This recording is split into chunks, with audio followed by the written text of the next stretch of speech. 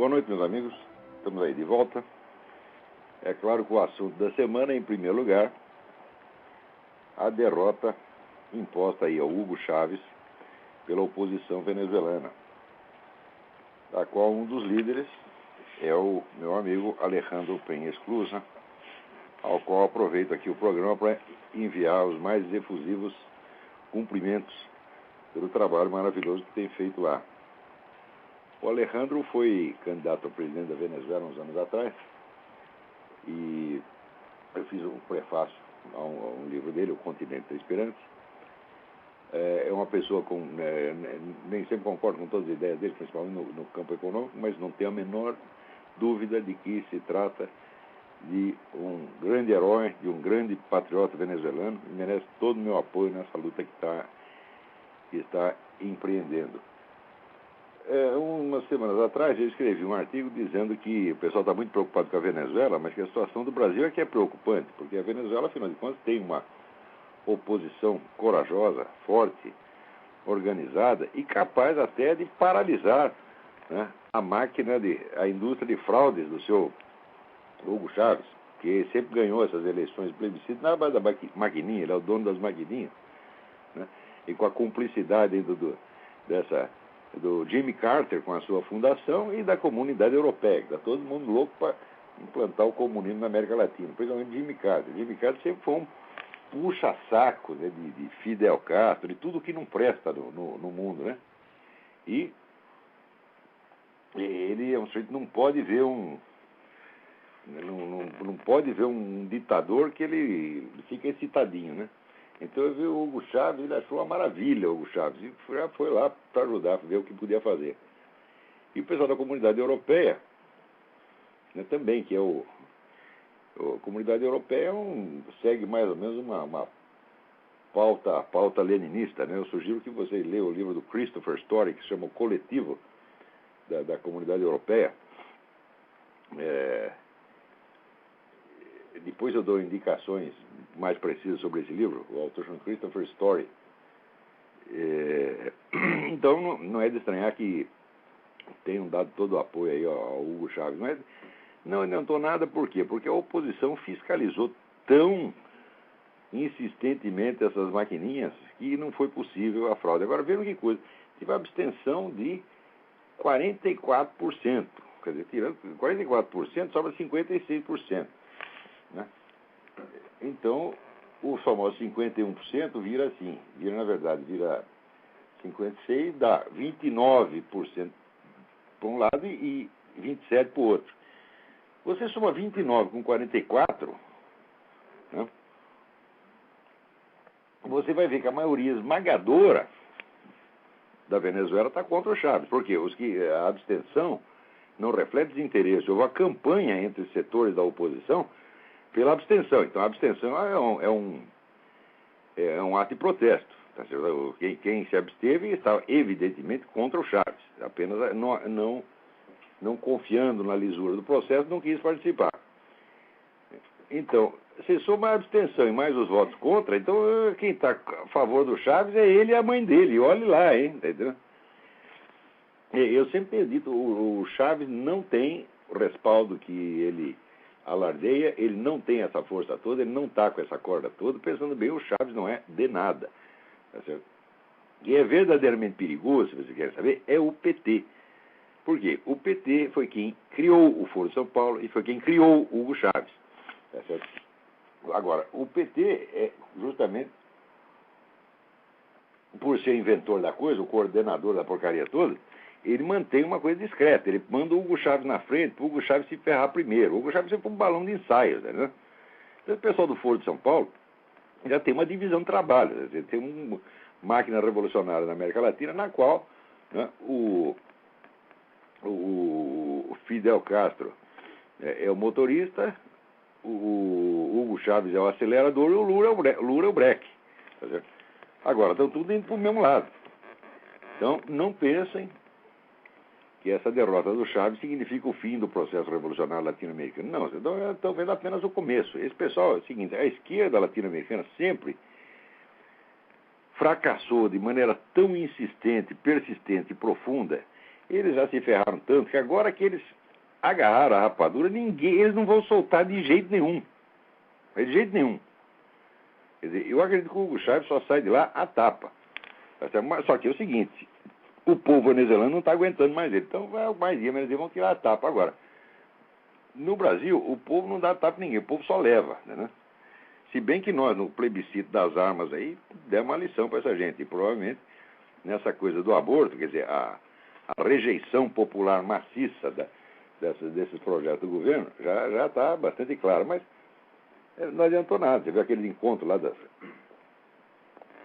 comunidades, das ONGs, etc. Todo mundo contra o aborto. O ministro disse, não queremos nem saber, nós vamos fazer passar isso de qualquer maneira. Esse ministro temporão, ele gosta de aborto. A ideia de aborto parece que tem um sex appeal para esse sujeito, né? Esses caras são todos loucos, né? E eles veem a realidade de uma maneira especial, você está entendendo?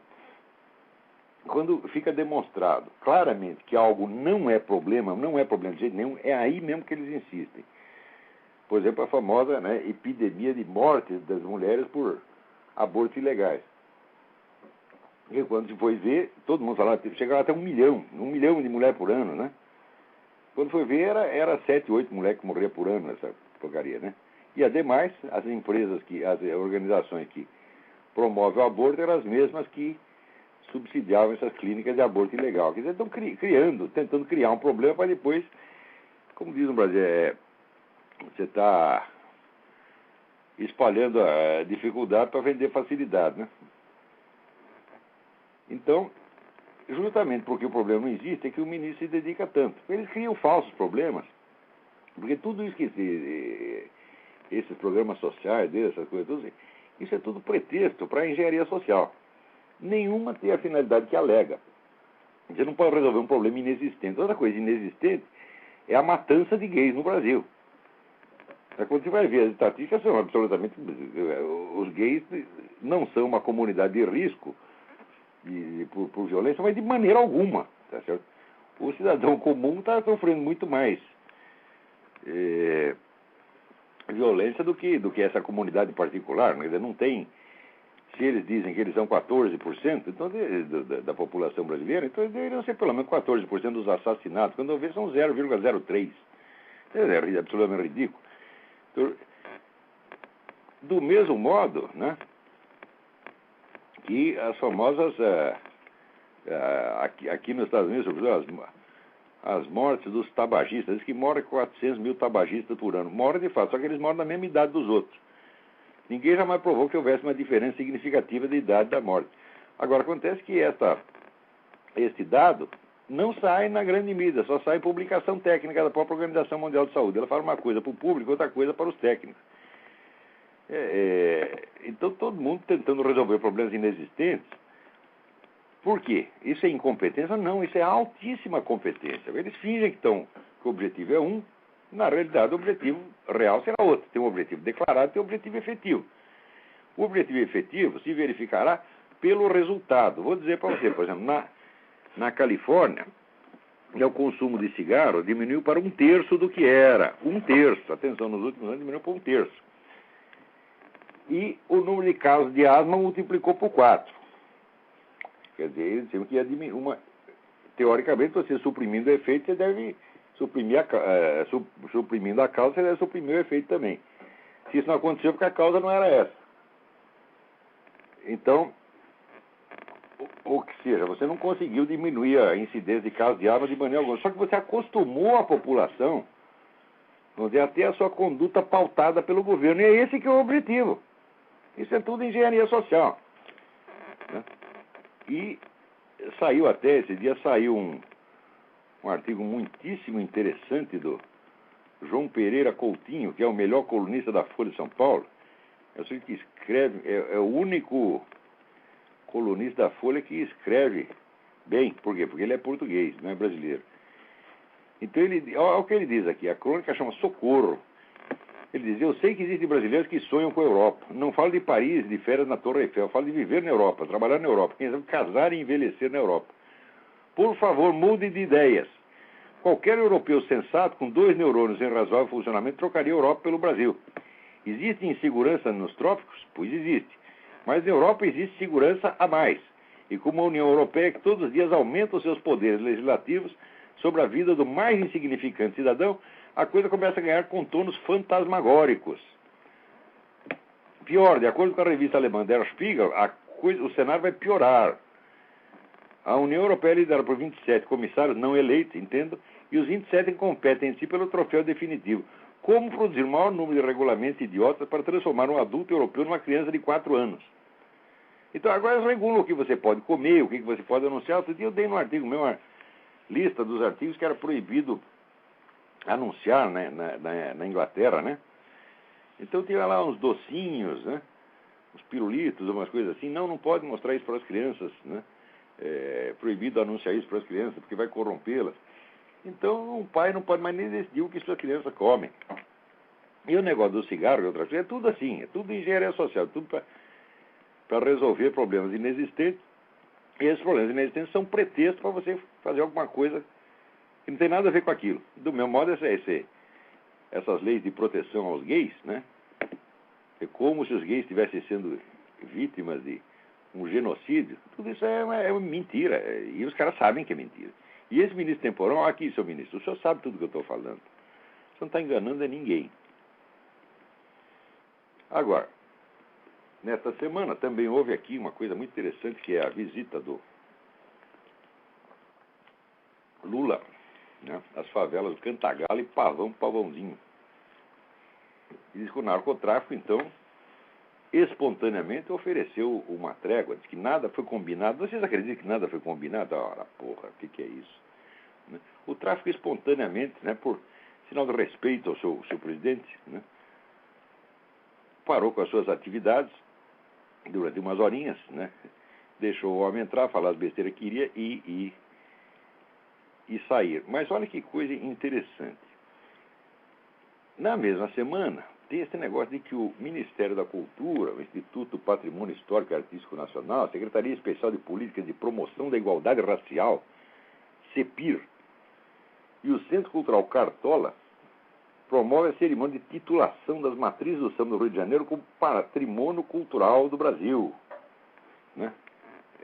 Isso aí é uma coisa impressionante. Você vê, por exemplo, as obras do Mário Ferreira dos Santos, que foi um dos maiores filósofos do século XX, não são patrimônio cultural. Mas qualquer sambinha que você faça é, né?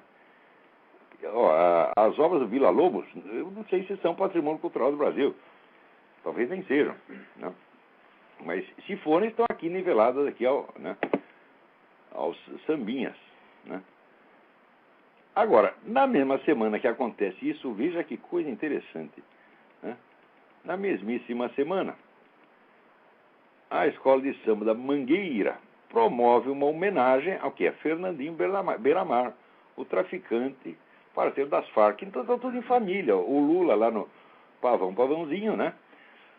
O samba sendo elevado à condição de patrimônio e aí a Mangueira prestando homenagem ao sócio das Farc, Fernandinho Beiramar, né? Enquanto o outro sócio das Farc, que é o Lula, né?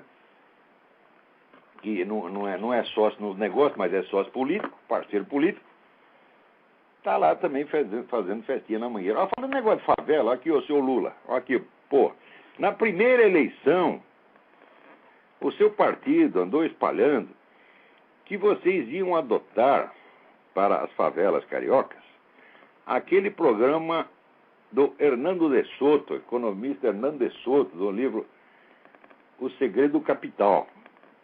O Hernando de Soto é o sujeito que descobriu o óbvio, né? Ele descobriu que a base da riqueza das nações é o registro de imóveis. Porque através do registro de imóveis, todo mundo tem algum capital. Quer dizer, qualquer terreninho é algum capital. Se você tem um terreno legalmente registrado, esse terreno pode servir de base para você tirar um empréstimo, tirar hipoteca, para você se socorrer dos serviços bancários. Agora, se você tem um terreno de posse, se você está lá só ocupando aquilo lá, você pode talvez até vender, mas você vai vender por baixo preço, você vai vender só no mercado local, aquilo não está no mercado nacional, e nenhum banco vai aceitar aquilo como garantia. Quer dizer, você tem, mas não tem. E o fato é que 70% ou 80% dos imóveis do Brasil, a começar por todos esses da favela, é tudo assim. Quer dizer, o sujeito tem, mas não pode usar. Quer dizer, só pode Só pode usar para morar, ou para vender para algum vizinho. Ele não pode anunciar isso aí, não pode botar no mercado. Isso não está no mercado imobiliário. Muito menos serve como garantia bancária. Então, diz o Hernando de Soto, se você somar todos os bens dos pobres, os pobres são imensamente mais ricos do que os ricos. Mas acontece que o capital que eles têm não é capital morto, porque eles não podem usar para nada. Então eu andei escrevendo uns artigos falando desse livro, mostrando a importância dessa ideia, isso é absolutamente fundamental. Aqui nos Estados Unidos, todo mundo que começa um negocinho começa exatamente assim, quer dizer, os negros têm um terreninho, vai lá no banco, né? Quando ele termina de pagar a hipoteca da casa, ele faz outra hipoteca para ele transformar aquele imóvel numa garantia para começar um negócio. Todo mundo começa um negócio assim, aqui nos Estados Unidos. Isso, desde o século XIX é assim. Né? E essa foi, evidentemente, a base da propriedade, da prosperidade americana. O PT andou espalhando que ia aplicar esse negócio no Brasil. Quer dizer, vamos unificar o registro de imóvel, vamos dar certificado de propriedade para todo mundo, vamos botar ordem nessa coisa, vamos começar o capitalismo brasileiro. Eu digo, se fizer, na época eu falei, se fizer essa coisa, eu viro petista no dia seguinte, mas eu sei que vocês não vão fazer, é tudo da boca para fora. Olha, seu Lula, o senhor foi lá no lugar. Mas os caras são tão burros que nem te cobraram isso aí. Quando vocês pisou na favela, os negros diziam todos, cadê meu registro de propriedade, ô seu moço? Né? Que o senhor prometeu não veio até agora. O senhor já está aí no 6º ano, né? 6º, 7º ano de governo, sei lá, já perdi a conta. E não fez merda nenhuma, nem vai fazer. Você sabe que no Brasil, cada cidade pequena no interior, o dono do registro de imóvel é uma espécie de imperador. Né? Ele faz o que quiser, porque o que cria a diferença de classe social no Brasil é o registro de imóvel. Se você tem o registro, então você é alguma coisa. Se você não tem, você não é nada. Né? Eu sei porque eu morei um tempo, meu pai morou um tempo numa cidadezinha lá no sul do estado de São Paulo, no litoral sul, que tinha muito negócio de imóvel, todo mundo comprava e vendia imóvel, mas era tudo ilegal, nada tinha registro. Então os negros, você não oferecia um terreno para você, chegava para você, em vez de falar, quer comprar um terreno, chegava para você e falar, quer comprar um rolo? Você sabia que você estava comprando, aqui você estava comprando um rolo, né? Comprando encrenca. E toda hora dava tiroteio, um tomava o terreno do outro, era uma merda. Agora, o sujeito que tinha os papéis em ordem, não, daí esse virava, né, a classe dominante. Então, falar de democracia econômica e social no Brasil, sem regularizar os terrenos, é palhaçada. Não dá para começar, não dá nem para começar. Olha aqui, seu Lula, eu não sou contra o Fome Zero. Aliás, eu acho que daquela multidão de programas sociais que tinha antigamente, o mais fácil realmente é reunir tudo e simplesmente dar o dinheiro para os camaradas, dar o dinheiro direto para eles. Não sou contra o programa. Porém, melhor até do que dar dar um dinheirinho para os caras, dar um Bolsa Família, essa coisa toda, é dar um certificado de propriedade. Porque daí o sujeito faz seu próprio capital. Essa história que não é para você, né, dar o peixe, não é para você ensinar a pescar, dar a vara de pescar e tal. E vocês falam, mas é tudo da boca para fora. Você sabe perfeitamente que o pessoal que está recebendo dinheiro aí do Bolsa Família vai ficar eternamente recebendo dinheiro do Bolsa Família. Agora, se receber um certificado de propriedade, meu filho, o sujeito faz uma hipoteca, vai num banco, faz uma hipoteca, começa um negócio, compra lá um carrinho de pipoca, um carrinho de cachorro-quente e começa a prosperar, porque a gente sabe que o povo brasileiro trabalha pra caramba. Você vai dizer que o brasileiro é preguiçoso, conversa mole, eu sei, eu vejo isso desde a infância. Raros povos no mundo são tão esforçados no trabalho quanto o brasileiro. O que falta o brasileiro não é isso. Às vezes falta oportunidade para começar um negócio. O Brasil, se tiver 5 mil reais para começar um negocinho, né, em geral ele prospera. No Brasil, nos anos 80, por exemplo, 60% da nossa economia era economia informal. Que é economia informal? Por iniciativa popular, vamos dizer, extra-legal. Sem ajuda de governo, nem coisa nenhuma, entendeu? Abria o seu negocinho, trabalhava e prosperava. Quer dizer, aquilo é capitalismo em estado puro. Daí logo já veio o governo, né, com aquele negócio de não, nós precisamos socorrer a pequena empresa. Fala, pelo amor de Deus. Fala em socorrer, os caras já tremem nos alicerces, porque sabe que socorrer já vem aquela burocracia. Hoje em dia, por exemplo, você começar uma pequena empresa, você leva meses para registrar essa coisa. Né? Então, no Brasil, a atividade capitalista, sobretudo atividade do pequeno empresário é obstaculizada por todos os meios, obstaculizada e criminalizada, na verdade. Agora, para ganhar voto, disseram, nós vamos aqui adotar o programa do Hernando de Soto, vamos dar certificado de propriedade para todo mundo, tudo da boca para fora, tudo conversa morta. Porque você sabe que se adotar o programa do Hernando de Soto, tá certo? A sua propaganda socialista, tá certo? Vai se tornar letra morta. Né? Se você, a partir da hora que todo mundo tiver certificado de propriedade, todo mundo puder começar seu negocinho, quem vai querer essa merda de socialismo na hora, porra? Mas vamos em frente. Aliás, esse negócio essa promiscuidade da Mangueira com o Fernando Beiramar, não pense que isso aí é uma exceção. Né?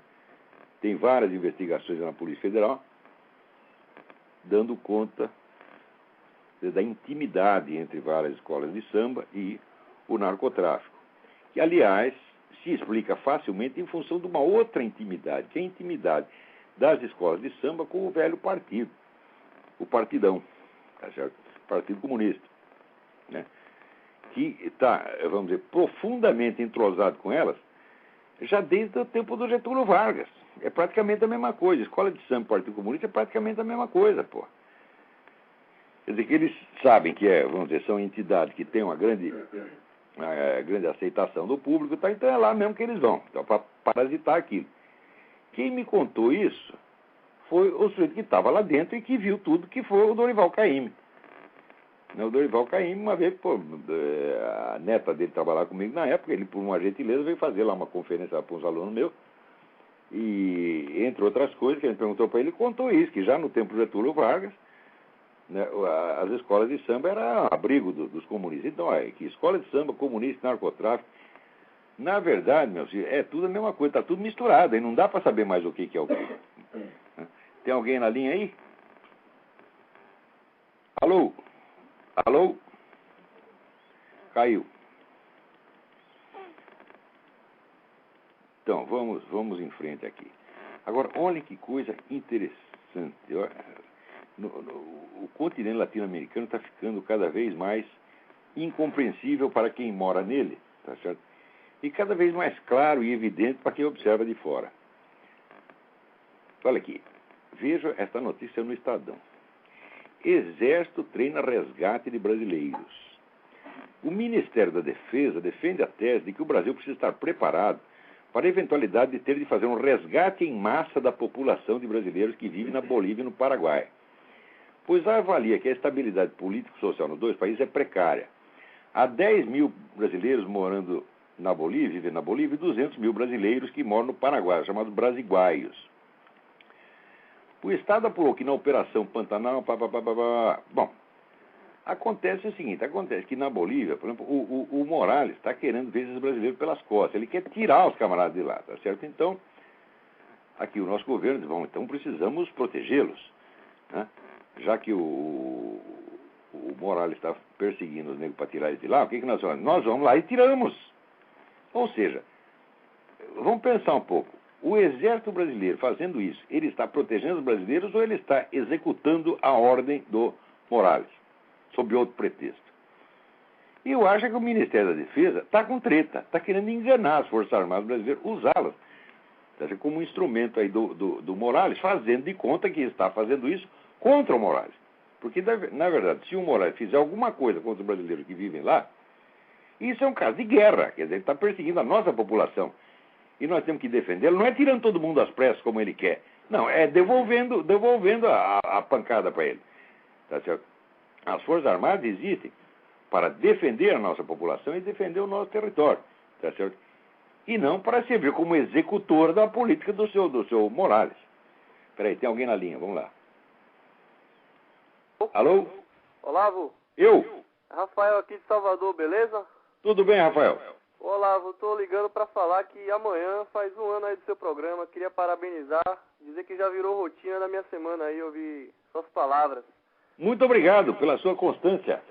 Valeu. E aí eu queria lembrar que semana passada, você no final do programa começou a falar de psicologia, aí você começou dizendo que o Jung não era um bom teórico, era mais um bom clínico, né? E quando você ia falar das suas referências, o programa acabou, eu fiquei na curiosidade. Se você puder voltar a esse assunto aí, eu sei que o tempo é curto. Eu sugiro. Um abração, tchau. Tudo de bom. Eu sugiro aqui, não só ao Rafael, mas aos interessados nisso, a leitura de um estudo muitíssimo interessante que tem sobre Jung no livro do físico Wolfgang Schmidt. Wolfgang é o nome alemão, mas o sobrenome não é Schmidt, alemão, é Schmidt, americano. É um físico americano, um homem de uma cultura extraordinária e de uma compreensão filosófica incomum. O livro chama-se Cosmos and Transcendence. Não é um livro difícil de achar. Se vocês forem na página www.bookfinder.com e botar lá Cosmos and Transcendence, né? Wolfgang Schmidt, vocês acham facilmente. Tem várias livrarias que ainda tem por aí. Ali está uma parte, vamos dizer, das objeções que se poderia fazer ao Jung, mas eu ainda tinha observado, vamos dizer, uma coisa fundamental, um erro fundamental na tipologia do Jung, e essa tipologia é um dos fundamentos da psicologia dele. É muito o que ele foi. Muito o restante das conclusões que ele tira é baseado na tipologia. Então, se a tipologia está errada, isso compromete o edifício inteiro. E a tipologia é baseada em dois tipos de distinções. Ele diz, primeiro, que na mente humana existem dois tipos de funções. Umas que são desenvolvidas e que atuam no nível da consciência, e outras que são arcaicas, primitivas e que atuam inconscientemente.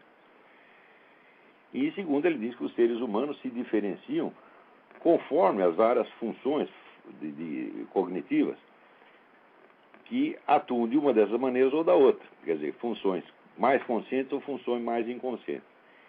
E ele define, então, as várias funções, as sensações, o pensamento, os sentimentos e a intuição.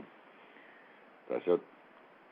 E ainda tem, vamos dizer, as duas direções possíveis que isso pode tomar. Uma, essas faculdades atuam no sentido extrovertido, isso é, de captar dados do mundo exterior, ou introvertido, que capta, vamos dizer, predominantemente os ritmos e acontecimentos da própria vida psíquica do camarada.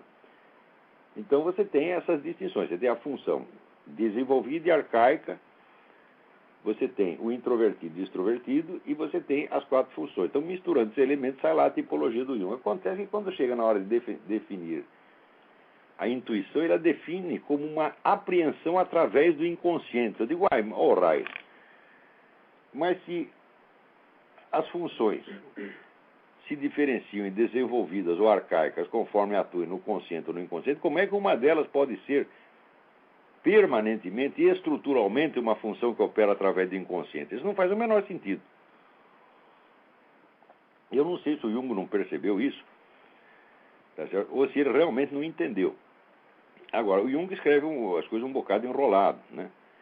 Ele não é jamais um escritor claro. Ele é um escritor sugestivo, ele tem umas figuras de linguagem muito interessantes.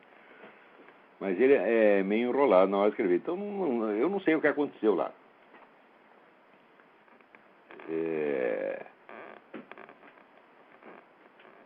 Então,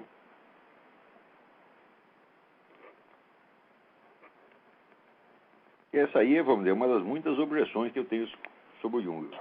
Uma outra que eu tenho é que ele só admite a existência, vamos dizer, todos os fenômenos, vamos dizer, da ordem paranormal, mística, etc., ele atribui tudo ao inconsciente coletivo. Né? Ou seja, ele mesmo está privilegiando o inconsciente. Ora, o inconsciente, meu amigo, é apenas, vamos dizer, uma hipótese. O inconsciente é o nome que você dá para um fator imponderável, tá certo? O inconsciente nunca pode ser tratado como se fosse uma coisa, né? Um objeto do mundo exterior. O inconsciente é apenas um nome que você dá a uma hipótese mal explicada. Agora, ele nunca admite a existência de alguma coisa superior ao consciente, vamos dizer, um supraconsciente, que é a coisa que me parece mais óbvia. Quer dizer, no fim, o que ele faz é assim, que as mais altas realizações humanas tenham como raiz alguma coisa inferior, arcaica e, no fim das contas, estúpida. E quando ele vamos dizer, quer explicar todos os mais altos fenômenos da arte, da mística, etc., por esse tal de inconsciente coletivo, né, ele acaba fazendo uma apologia das sombras, apologia das trevas. Sem perceber, não tinha muita consciência dessas coisas, não. Tem mais alguém na linha aí?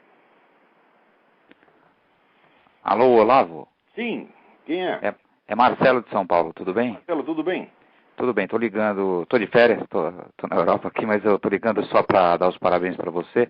Muito obrigado, aproveito para agradecer a você. Olha, não só a mim, o pessoal aqui da comunidade do Orkut, Olavo de Carvalho, um pessoal bacana, todo o pessoal lembrou aí do aniversário do programa. Só que não lembrou fui eu. Mas você tem que lembrar, pô. E queria dizer para você que você está fazendo um bem muito grande aí, divulgando todas essas ideias, seus pontos de vista.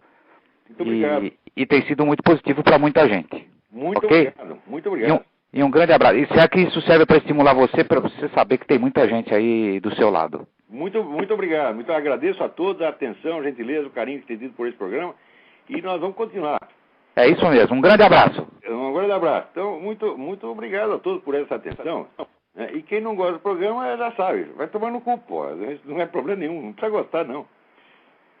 Não vindo aqui encher meu saco, tá tudo bem. Agora, essa semana também, você vê, saiu aqui a nova encíclica do Papa Bento XVI, né, falando o quê? Do marxismo. Você vê, não está todo mundo dizendo que não, esse negócio de comunhão acabou, não existe mais, etc.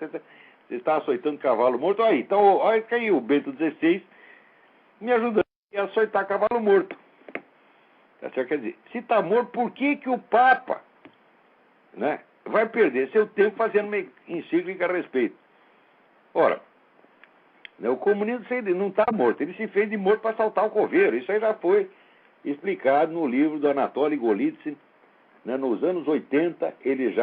O Anatoly Golitsyn era um sujeito da KGB, um cara importante, que fugiu aqui para os Estados Unidos e escreveu 2 livros, New Lies for Old, Novas Mentiras no Lugar das Velhas, e The Perestroika Deception, quer dizer, a fraude da perestroika, dizendo tudo o que os comunistas iam fazer nos 20 anos seguintes. Eles vão desmantelar a União Soviética. Na hora que desmantelar, vocês vão pensar que acabou, e no dia seguinte vocês vão descobrir que, na verdade, o movimento comunista se expandiu. Tá certo? Ele perdeu a forma externa, perdeu a estrutura externa, mas se expandiu formidavelmente. E foi exatamente o que aconteceu. Vocês veem que já no fim da década de 90, tinha o livro do Jean-François Revel. O livro começava dizendo, quando caiu a União Soviética, a gente esperava que esse negócio de comunismo acabasse, mas aumentou. Tá certo? Como é que foi? Aumentou por quê? Porque abandonou a antiga estrutura hierárquica, monolítica do partidão e adotou a nova forma de organização informal em redes, que permite uma abrangência muito maior e um leque de alianças praticamente ilimitado. Tá certo? E através da internet permite a atuação quase instantânea no mundo inteiro. De maneira que hoje você solta uma palavra de ordem pela rede, ninguém sabe nem de onde veio a palavra de ordem. Não é que veio lá do Comitê Central, você sabe quem foi que mandou. Não. Aquilo espalha por um ponto qualquer da rede, no dia seguinte já está todo mundo, né, gritando o mesmo slogan, participando das manifestações que os caras mandaram, e assim por diante. Quer dizer, a coisa se tornou de uma eficiência monstruosa. Felizmente, a internet pode ser usada pelos dois lados e, de vez em quando, esses caras levam uma entortada. Mas, você vê, nesta mesma semana tem entrevista aí do seu Inácio Ramonet, aquele idiota lá do Le Monde, né? O Le Monde, antigamente, era um dos grandes jornais do mundo. Depois, ele foi vendido, o pessoal da própria redação fez lá uma cooperativa, né? E transformaram aquilo num panfleto comunista, né? Então, tudo que não presta, está aí o Inácio Ramonet sempre apoiando. Por exemplo, agora ele estava aí torcendo pelo Chaves, fazendo uma oba-oba do Chaves, né?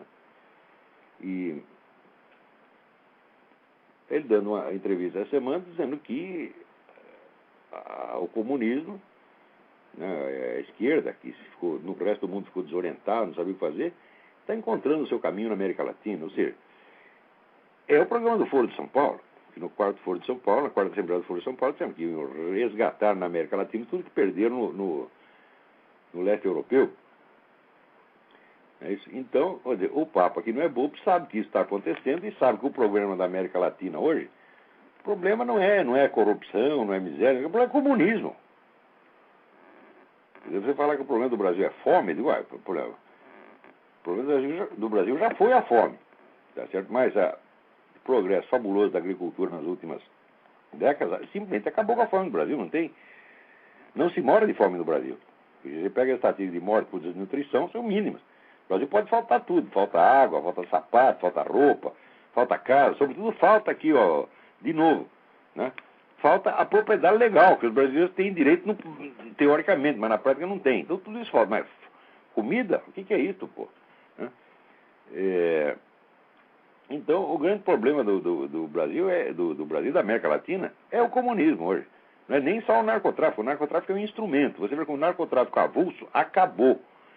Graças, inclusive, ao plano Colômbia do seu Clinton, né, que ajudava o governo da Colômbia a combater o narcotráfico, contanto que não mexesse na guerrilha. O que aconteceu? O que aconteceu é que os cartéis se desmantelaram e passou tudo para a Farc. Hoje a Farc tem praticamente um monopólio. Então, hoje em dia só existe narcotráfico comunista, narcotráfico politizado. Né? Então, o Papa, que não é burro, sabe tudo isso, e por isso mesmo está na hora de falar do comunismo.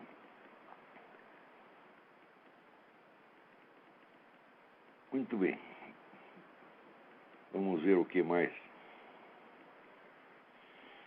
Aqui, o Alessandro Vieira Braga me pede um comentário sobre Mário de Andrade, Haroldo de Campos e Antônio Aires no seu próximo programa.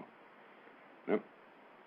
Bom, então, em primeiro lugar, olha, o Mário de Andrade era um bom sujeito, era um homem de cultura, tá certo? Mas, olha, você aguenta ler a poesia do Mário de Andrade? Ninguém aguenta. Aquilo é de um artificialismo, de uma frescura absolutamente insuportável. Ninguém lê aquilo. E quando você vai ler Macunaíma, você diz, bom, Macunaíma é muito interessante na sua versão cinematográfica. Foi muito engraçado, feito com o Grande Otelo. Né? Tem ideias ali, as ideias são ótimas. Né? Se o Mário de Andrade soubesse escrever, aquilo seria um livro muito interessante. Mas o que ele fez ali, vamos dizer, foi um exercício de filologia, né? Um exercício de pedantismo filológico, que torna a coisa ilegível, intragável, artificiosa. Agora, o enredo mesmo é muito interessante, né? Como símbolo, o Macunaíma é muito bom. Então, mas ele valeu mais no cinema do que na literatura. Eu não conheço ninguém que tenha lido Macunaíma inteiro, a não ser esse mesmo idiota que vos fala. Quer dizer, porque eu fiz por obrigação, quer dizer, li assim, primeira parte por interesse, daí eu falei, não, vamos ter que ler por teimosia, né? Então, só estudioso mesmo é que vai fazer uma força para ler aquilo. O povo não aguenta ler, porque é muito artificioso, muito chato. Quanto ao Haroldo de Campos, não preciso dizer nada. O Bruno Tolentino, meu falecido amigo, já disse tudo que tinha que dizer desses caras no livro Os Sapos de Ontem. Né? E o Antônio Aires, outra coisa. O Antônio Aires, olha, a definição do Antônio Aires que ele deu foi o Milor Fernandes.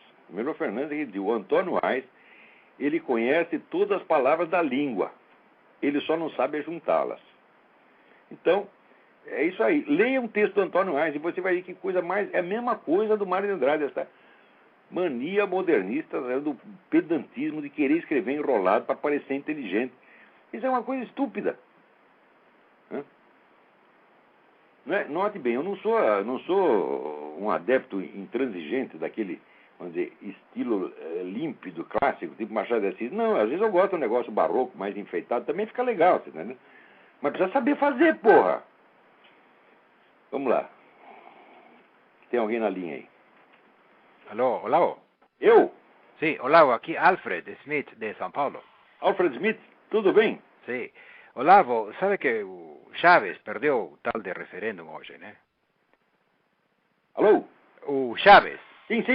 Ele perdeu o tal referêndum. Eu comentei isso logo no começo do programa. Ah, sim. Eu queria saber tua opinião, porque parece que forma parte da estratégia esta comunista de esconder-se e de transformar-se para que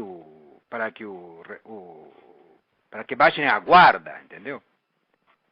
Olha, eu realmente não sei, eu não tenho um conhecimento mais aprofundado da situação. Não sei se Você está insinuando a possibilidade de uma vitória, uma derrota consentida, né? Sim, exato. Para poder simular uma democracia. É até possível, né? Eu vou tentar, durante a semana, contactar o Alejandro Penha Esclusa, Sim. que está lá, é um dos líderes da oposição, tá, para ver se ele me analisa sobre esse aspecto. Eu não seria capaz de fazer isso. Pois. Mas eu prometo que eu vou tentar, não prometo que vou conseguir, mas vou tentar contactá-lo e ver o que ele tem a contar sobre isso. Pois não, Olavo, muito obrigado. Se aconteceu isso, você pode ter certeza do seguinte: tem uma pessoa no Brasil que vai descobrir, que é a Graça Salgueiro, que é a pessoa que faz a Blogspot Nota Latina. Ah, sim. Que é a pessoa mais informada sobre isso. Se tem isso, mais dia menos dia a Graça descobre. Pois não. Porque ela escreve, ela troca correspondência com todo mundo na América Latina. É a pessoa mais informada que tem. Graças, Salgueiro. Graça Salgueiro. Você procura Nota Latina, uma palavra só, Nota Latina. Pois não. Obrigado, Olavo. Obrigado você pela participação. Um abraço. Então, tá aqui, o Rodney tá corrigindo alguns dados que eu tinha dado no outro programa, sobre quem são os formadores de opinião mais consultados ali no Google, mais referenciados no Google. Tá certo? E eu disse que eu tinha recebido essa sugestão de um leitor e fui lá conferir. Mas eu conferi errado, porque eu esqueci de botar as aspas. E daí o Paulo Henrique Amorim apareceu lá com 1.380.000 referências. Mas essas não são referências ao Paulo Henrique Amorim, são as 3 palavras separadas: Paulo, Henrique e Amorim. Assim não vale. Então, quando você põe Paulo Henrique Amorim entre aspas, fica reduzido a 178 mil. Né? Mas, obrigado pela correção, mas de fato não é necessário, porque na nota que está circulando na internet já está esse levado em conta, já está corrigido. Agora, esses dados tem que atualizar, né, todos os dias. Aliás, a revista Época está promovendo aí uma enquete de quem são os 100 brasileiros mais importantes. Ora, você pega aqueles nomes citados lá e põe lá no Google para você ver o que acontece. Esses caras não são importantes coisa nenhuma. Eles estão pondo gente lá que ninguém conhece, que não só não fez merda nenhuma, como ninguém sabe o que o sujeito não fez, você está entendendo? Então é simplesmente o que acontece, vamos dizer, transparece imediatamente em referência no Google. Quer dizer, o Google mostra a atenção que as pessoas estão prestando ao que aquela pessoa diz. Tá certo? E se você vai ver lá, por exemplo, Vanderlei Guilherme dos Santos, Vanderlei Guilherme dos Santos ontem tinha 33 mil referências. Né? Quer dizer, o que é isso? Eu acho que quando o sujeito começa a contar a partir de pelo menos 200 mil referências, 300 mil referências, uma coisa assim. Abaixo disso é um ilustre desconhecido. Tá? Se perguntar na população brasileira inteira quem é Vanderlei Guilherme dos Santos, ninguém sabe, é só aquela curriola universitária dele, pô. Tá certo? Então, vamos dizer, como formador de opinião, note bem, eu não estou discutindo a qualidade intrínseca do que o sujeito está fazendo, se bem que no caso também é uma bela merda. Mas eu estou avaliando, vamos dizer, o auditório que a pessoa tem. Tá certo? Então, pela pesquisa ali, eu seria o 5º formador de opinião que tem mais público no Brasil. Se bem que eu estou competindo com gente que tem programa de televisão, gente que mostra a cara todo dia lá, tipo o Arnaldo Jabor. Quer dizer, o Arnaldo Jabor, então ele deveria ter, né, 1000 vezes mais público do que ele não tem só um pouquinho a mais. Tá certo? Então isso mostra, vamos dizer, que grande parte, vamos dizer, da popularidade desse pessoal não se deve ao conteúdo que eles estão falando, mas à riqueza dos meios de difusão colocados à sua disposição. Porque no fundo não tem coisíssima nenhuma para falar, não é isso? Agora, não esqueçam que, por exemplo, o Reinaldo Azevedo, agora ele está na Veja, mas o Reinaldo se fez com o blog pessoal dele. Ele não tinha grandes meios de difusão, e foi pelo conteúdo que ele estava falando que ele atraiu a atenção do público. A mesma coisa vale para este meu programa e para a minha coluna. Tá certo? Eu não tenho programa de televisão, este programa aqui é um programa de iniciativa pessoal minha, tá certo? Não tem patrocínio, não tem nada, tá certo? Ao passo que esse pessoal que tem patrocínios milionários, de apoio de Rede Globo, etc., bom, às vezes consegue um pouquinho mais de audiência do que o Reinaldo, mas olha lá, é só um pouquinho, né? Agora aqui o Ricardo Silva me manda aqui uma carta mal criada que ele mandou para o Merval Pereira, porque agora o pessoal do Globo começou a estar falando do Foro de São Paulo como se sempre tivesse falado do assunto, né? E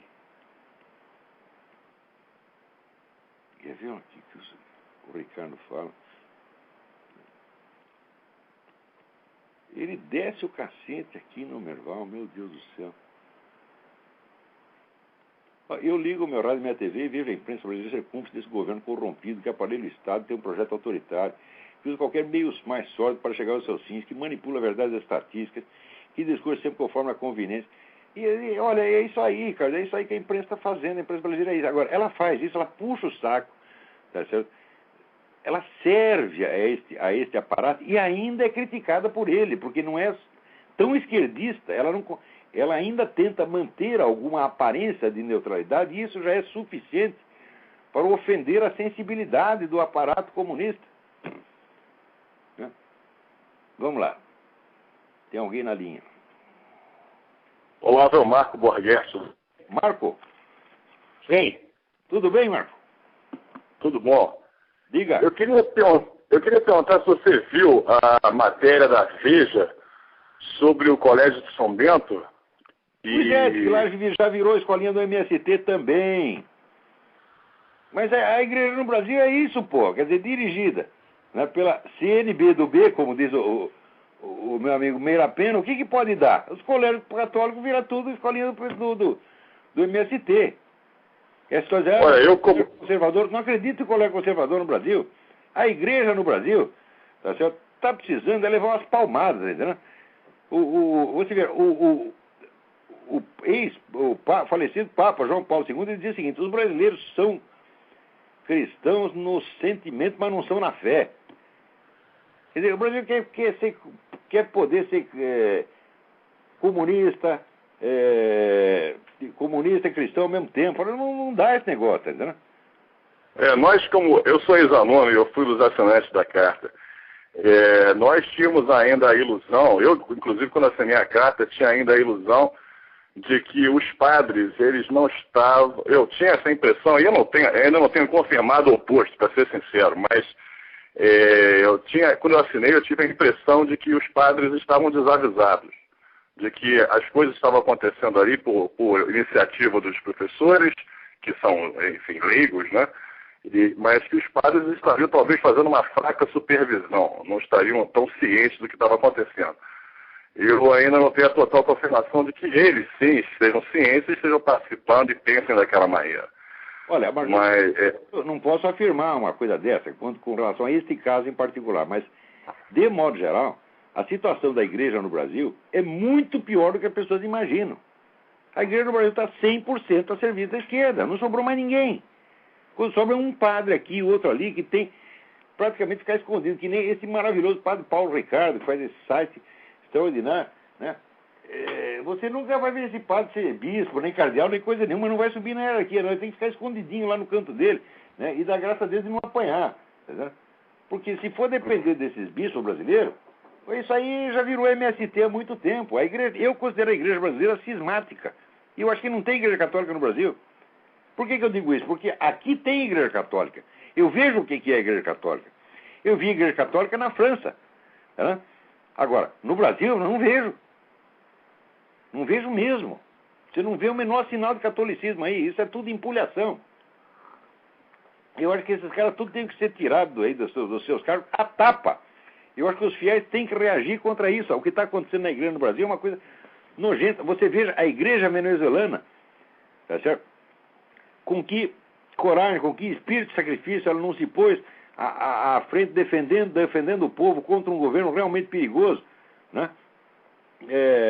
Por toda parte você vê, né, pessoas se oferecendo, vamos dizer, até o martírio para defender a honra do nome de Cristo e para defender os fiéis. No Brasil, não. Essa gente toda puxando o saco. É uma vergonha, pô. Quer dizer, a Igreja do Brasil está 100% doente. Não sobrou mais ninguém. O último que dizia as verdades era o Dom Eugênio. Mas o Dom Eugênio está aposentado. Tá certo? A geração seguinte, ninguém presta. Agora em São Paulo tem esse Odilo Scherer. O Odilo Scherer, para mim, já está excomungado. Porque ele serve ao comunismo internacional. E está em vigor o decreto de Pio XII e João XXIII, que excomunga automaticamente o negro católico que ajuda um partido ou regime comunista. Esse Odilo Scherer não faz outra coisa. Então não é só ele. Então, provavelmente no Coração Bento está acontecendo mesmo. Olha aí, os fiéis. Não, vocês não podem mais ser carneirinhos dessa gente. Vocês são carneiros do rebanho de Nosso Senhor Jesus Cristo. Não desses filhos da puta. O princípio da hierarquia não é sacrossanto quando eles violaram. Eles passaram em cima. Se você não imagina... Olha, o que se fez no mundo para acabar com a igreja, desde o concílio, foi uma coisa monstruosa. Monstruosa, é uma história que você lê, dá vontade de você chorar. Eu li o relato feito pelo Dr. Júlio Fleshman, que era um grande amigo meu, recém-falecido, né, que ele era um judeu de nascimento, foi convertido ao catolicismo pelo Gustavo Corsão. E logo que ele se converteu, ele já viu a igreja toda se bandear para o outro lado, tá entendendo? Quer dizer, ele foi o último a entrar e de repente ele estava sozinho dentro da igreja. Vê que situação mais filha da mãe, né? E daí o doutor Júlio, depois da morte do Gustavo Corsão, virou o grande defensor. Não é do tradicionalismo, não existe isso, igreja tradicional, só existe uma igreja. Quer dizer, o sujeito que insiste, vamos dizer, em continuar ou oficiando ou assistindo à missa como se fazia antes do concílio, ninguém tem o direito de puni-lo. Então, como não pode punir oficialmente, o que eles fazem? Perseguia pelas costas, perseguia, boicotava, fazia difamação. É uma coisa horrorosa. Quer dizer, e a imprensa inteirinha já tomou partido. Quer dizer, ela trata esse pessoal da igreja antiga como se fosse eles fossem cismáticos. Eles fossem heréticos. Certo. Agora, depois da declaração do Papa, isso não pode ser assim. Ninguém jamais os excomungou. Pode ter excomungado uma pessoa ou outra por alguma atitude. Mas ninguém é excomungado por querer fazer a missa antiga. Outra coisa, a diferença da missa antiga para nós não é que uma é em latim e outra é em português. Não é isso, é o texto da missa que é alterado, em pontos importantes. E como o sujeito pode achar que o texto da missa nova é duvidoso, ele, justamente por via das dúvidas, se atém à antiga, que é o que a prudência recomenda. E se disser o texto da antiga está errado, tem que a igreja está errada há 2000 anos. E só agora que acertou, que é uma coisa absolutamente impossível. Tá certo? Então, agora, se você lê aí as folhas de São Paulo da vida, ou assiste os filmes de Hollywood, né, você fica achando que o pessoal da igreja tradicionalista é herético, cismático. Não são nada disso. Ninguém jamais... ninguém no Vaticano jamais diz que são. Sim, agora o Papa tirou qualquer sombra de dúvida em relação a isso, né? Ele está tirando a última dúvida que pode restar. Não, a igreja é uma só. Estão todos aqui dentro. Sempre tiveram. Note bem, quando foi excomungado o Dom Marcel Lefebvre, ele não foi por uma questão doutrinal. Ele foi por um ato de desobediência explícita ao Papa. Se ele agiu bem ou mal, não sei. Mas eu, pelas coisas que eu vi, pelas atitudes do Marcel Lefebvre, o Marcel Lefebvre é quase um santo. E doutrinariamente ele é impecável. Agora, a situação da igreja no Brasil está calamitosa. É preciso tomar uma atitude séria. Primeira coisa, parar de reconhecer esses camaradas, tá certo? Como príncipes da igreja. Eles não são nada. Não são absolutamente nada. Quer dizer, você não pode fazer com que o princípio da hierarquia se sobreponha à própria doutrina. Isso não é possível, isso é absurdo. Isso você está fazendo um elemento burocrático predominar sobre a própria palavra do nosso Senhor Jesus Cristo. Ora, você vê, um decreto papal é um decreto papal. Agora a opinião do seu bispo, do seu cardeal, é só a opinião dele. Ela é até a opinião do Papa. Se o Papa diz, eu acho isso, eu acho aquilo, é a opinião dele. Agora, se ele firma um decreto, ali firmou ex-cátedra, isso se incorpora automaticamente à doutrina da igreja. Então, isso que eu estou falando, esse decreto contra o comunismo de Pio XII e João XXIII, está incorporado na doutrina da igreja. O sujeito ajudou o regime ou partido, ou governo comunista, está excomungado automaticamente. Agora, então você vê, de toda aquela putada que participou do Concílio Vaticano II, tem uns 80% ali que estão excomungados, que fizeram exatamente isto. Você veja, o genocídio na China, feito pelo governo chinês, foi pior depois da década de 60. Eu estava vendo hoje mesmo na página do R.J. Rummel, que é o sujeito que mais estuda esse negócio de genocídio, que aliás ele não chama de genocídio, ele chama de democídio no mundo, e ele dá ali uma estatística, e você vai ver que o grosso da matança chinesa foi depois do concílio. E a igreja não pôde abrir a boca contra isso, por quê? Porque o concílio tinha se comprometido a não falar mal do comunismo. Então quem assinou essa porcaria já está excomungado automaticamente. Então esses caras são os portadores do escândalo, eles estão escandalizando as almas dos fiéis, porra. E esses caras, o Cristo disse o que fazer com eles. Seria melhor amarrar uma pedra do pescoço e jogar no mar. Não que a gente vá fazer isso, mas o Cristo disse que seria melhor. Agora, para não fazer isso, dá-lhe um pontapé na bunda. Tá certo? E vai dizer, cardeal é a puta que eu pariu, bispo é a puta que eu pariu, você não é nada, você é excomungado, você não é nem sequer um membro da igreja. Agora, eu que sou um pecador, um filho da puta, eu sou um membro da igreja. E vocês não. Porque ninguém vai ser excomungado porque diz palavrão.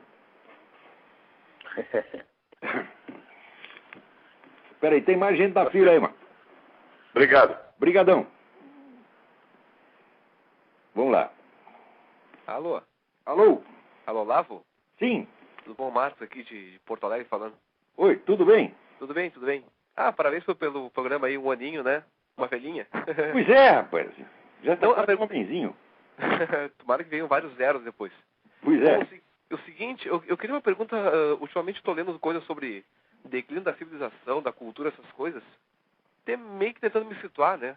Eu queria que o senhor falasse um pouco do romantismo alemão, de onde ele veio, e ele parece que é uma reação ao iluminismo francês, né? Ele é uma etapa certo, importante do movimento revolucionário, ele próprio. Isso. Tá certo? Mas onde ele de fato é uma reação anti-iluminista, mas ele faz parte integrante do movimento revolucionário. Isso que é muito, muito importante. Agora nós só temos mais 2 minutos para falar aqui, mas olha, o estudo que eu estou me dedicando nos últimos anos é exatamente para esclarecer isto. Existe uma unidade do movimento revolucionário, uma unidade interna dialética, tá certo? Que avança por contradições internas, ora enfatizando um aspecto, ora aspecto antagônico, mas continuando a empurrar na mesma direção. Qual é a direção? A direção é o que eu chamo pseudo-profetismo, quer dizer, de você indicar um estado futuro de justiça, paz e ordem quase cósmica, tá certo? Cujos méritos você já se arroga desde já e que autoriza a fazer todo o mal que você queira em nome do bem hipotético futuro. Tá certo? Então, essa estrutura pseudo-profética, ela está presente, por exemplo, na obra de Hegel. Agora, note bem, eu não posso comprometer nisso todo o romantismo alemão, porque Schelling começou com essa mesma coisa, mas depois ele entendeu como é que o negócio funcionava. Então, vamos dizer, as obras finais do Schelling, que são a filosofia da mitologia e a filosofia da revelação, não fazem parte do ciclo revolucionário e, ao contrário, elas nos trazem muitos dos remédios para a gente acabar com essa merda, né? Então, olha, infelizmente aqui o nosso tempo já ainda tem mais uma pessoa na fila, vamos ver se dá para atender mais um. Desculpa ter dado uma resposta tão abreviada assim, mas é o que dá para fazer agora. Não, tranquilo. Deus abençoe, Olavo. Um abraço. A você também, um abração. Obrigado. Olavo? Eu? Boa noite. Boa noite. Ricardo. Ricardo, tudo bem? Tudo bem. Olavo, em primeiro lugar, eu queria te parabenizar pelo trabalho que você está fazendo. Eu queria dizer para você que eu tenho ouvido o seu programa há mais ou menos uns 6 meses. Eu acho que eu nunca aprendi tanto em pouco tempo. Obrigado. Quando algumas coisas que você falava de início, eu ficava muito impressionado. E principalmente que você falava em relação à Universidade de São Paulo, né? Porque eu estudo lá na Faculdade de Direito. Aquilo é um puteiro, a USP é um puteiro. Olavo, quando eu começo a ver certas coisas lá dentro, eu lembro imediatamente das coisas que você fala. E aquilo ali, tem departamento daquela universidade que é pura doutrinação marxista, Olavo. pura doutrinação. Ciência e filosofia mesmo não se estuda. Eu estudei marxismo, meu saco. Eu passei anos ali lendo o Georg Lukács, a escola de Frankfurt, essa coisa toda. Eu sei o que é marxismo. Esses caras, nem para fazer propaganda marxista, pregação marxista, eles fazem propaganda do MST, porra. É uma vergonha isso aí. Olavo, tem certos autores na filosofia do direito, na filosofia, que são importantíssimos. Eles simplesmente suprimem. Claro. Eles não oferecem uma visão geral. Eles querem que você veja o que eles acham que tem valor. E é a escolinha de Frankfurt. Não é só porque... É Adorno. Eles têm medo. Você acha que eles vão enfrentar aí um Eric Wegener, né? Um Bernard Lonergan, o Xavier Zubiri? O que é isso? Se eles forem ler isso, vai dar congestão cerebral, eles vão morrer. Eles fogem e escolhem fora da cruz, porra. É assim, é uma mistura de comunismo, vigarice e uma incapacidade, uma inépcia, uma burrice fora do comum. Vocês estão sendo vigaristas mesmo. E Olavo, você vê às vezes ali que certos professores ocupam certas cadeiras, não é por mérito, não. É porque reza a cartilha. Pois é. Ora, você quer saber? Fala intelectual de esquerda. No Brasil tem um intelectual de esquerda, que é o cara Guilherme Mota, que é o sujeito que ainda dá para conversar. O sujeito é mais comunista que a peste. Mas ainda tem algum restinho de dignidade intelectual na medida que isso é compatível com o comunismo dele.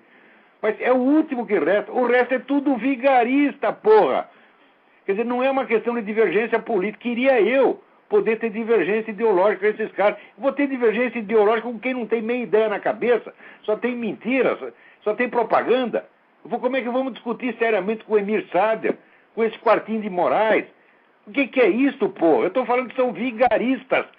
Notem bem. Olavo, eu queria estar na faculdade na época que você foi lá debater com a Laura, Olavo.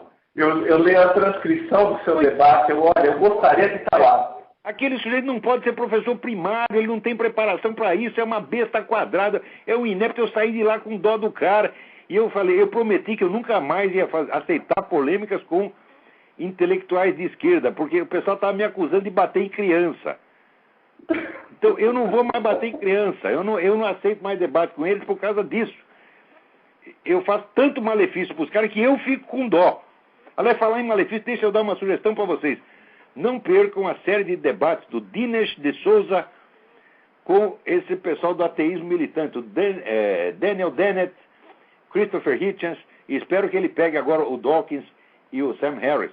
Mas ele reduz os caras a pó. Você não sabe se ri ou se chora. Você está entendendo? Porque Olavo, eu sei que é tão grande. Olavo, mas olha, é um apelo importante, até porque eu sei que o tempo é curtíssimo, Olavo. Eu queria que, no momento oportuno, você comentasse o seguinte também. Eu encontro em vários lugares, Olavo, pessoas que têm uma certa consciência do que está acontecendo, que têm alguns valores ainda importantes no coração, mas quando você fala de fazer alguma coisa, ninguém faz nada, Olavo. Eu convido as pessoas para grupo de estudo, eu convido as pessoas para fazer alguma coisa, ninguém se interessa, ou morre de medo. O brasileiro está capado, pegaram as duas bolas do saco dele e deram pro gato comer, porra. O Brasil tem uma crise nacional de testosterona, que é um negócio incrível. Eu nem sei mais como é que as pessoas continuam nascendo aí, porra. Bom, para nascer... É uma apatia, né, Olavo? Apatia, né, Olavo? Uma coisa, um desfibramento, uma coisa horrorosa que está acontecendo. Né?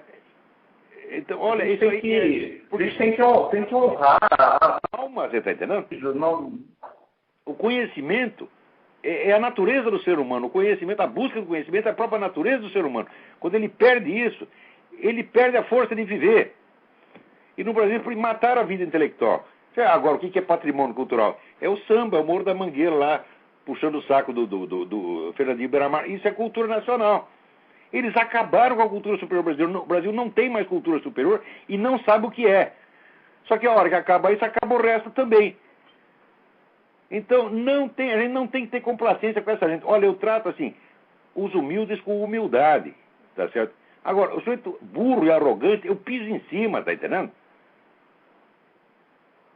Tem que pisar em Isso cima aí, Olavo. desses camaradas que não merecem respeito. Olavo, eu vou desligar. Olha, eu peço a Deus, Olavo, sinceramente, que lhe dê muitos anos de vida para você terminar o seu trabalho. Você tem muito a contribuir, Olavo. Você, olha, eu não tenho palavras. Eu gostaria de ter conhecido você antes, Olavo. Agradeço seus votos. Olavo, continua, Olavo, continua, por favor. Eu preciso de mais energia para continuar nessa luta.